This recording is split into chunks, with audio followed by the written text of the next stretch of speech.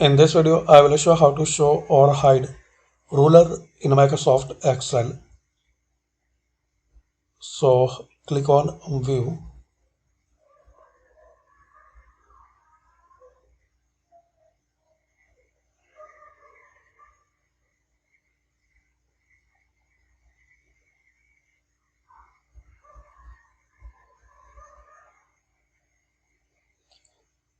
Now once you select page layout, so you can hide or show ruler from here.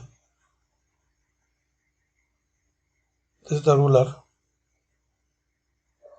And if you select normal, so you will be not able to see the ruler in this Excel layout.